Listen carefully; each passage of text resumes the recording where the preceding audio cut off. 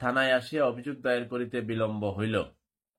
অতএব মহোদয় সমীপে প্রার্থনা উপরোক্ত বিষয়ে আইনানুগ ব্যবস্থা গ্রহণে আপনার সদয় মর্জি হয়। বাঁচতে হলে শাড়ি পরতে হবে। থানায় মামলা। জিডি কপিটা আমি একটু পড়ে শোনাচ্ছি, আপনাদের জন্য বিশেষ সতর্কবার্তা যারা অনলাইনে কেনাকাটা করেন।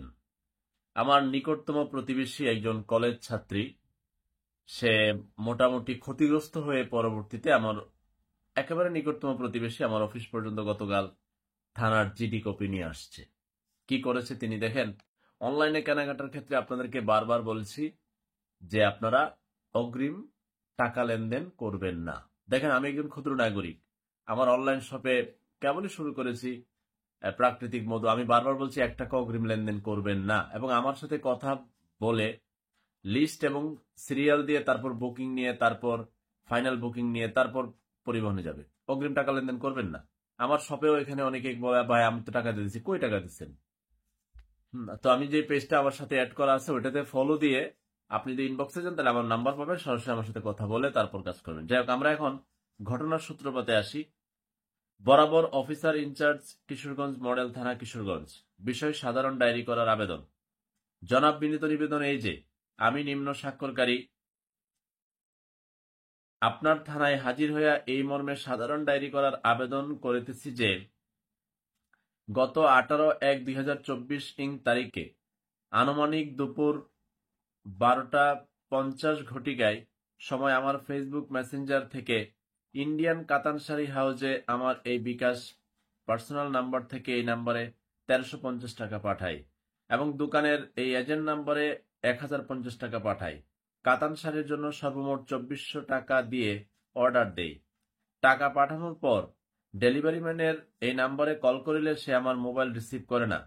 পরবর্তীতে কাতান শাড়ি হাউজের এই নাম্বারে ফোন করিলে তারা আমার নাম্বার রিসিভ করে না। অনেক চেষ্টা করিয়া উক্ত কাতান শাড়ি হাউস থেকে আমার উক্ত 2400 টাকা উদ্ধার করিতে ব্যর্থ হইয়া থানায় আসিয়া অভিযোগ দায়ের করিতে বিলম্ব হইল। অতএব মহোদয় সমীপে প্রার্থনা উপরোক্ত বিষয়ে আইনানুগ ব্যবস্থা গ্রহণে আপনার সদয় মর্জি হয়।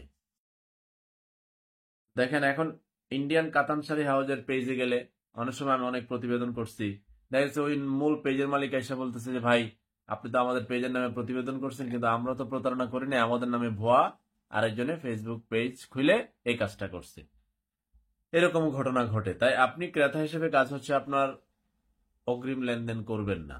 অগ্রিম লেনদেন করলে আপনি ক্ষতিগ্রস্ত হবেন, থানায় দৌড়াবেন, সাইবারে দৌড়াবেন, নানান জায়গায় দৌড়াদৌড়ি করে শেষ পর্যন্ত আপনার সমাধান নাও পেতে পারেন, আবার পাইতেও পারেন, কিন্তু আপনার তো টাকা চলে গেল। এই কলেজ ছাত্রীর 2400 টাকা চলে গেল। এখন সে দৌড়াদৌড়ি করছে, আমার কাছে এসে বলছে ঠিক আছে আপনি একটু প্রচার করে দেন, মানুষজন একটু সতর্ক হয়।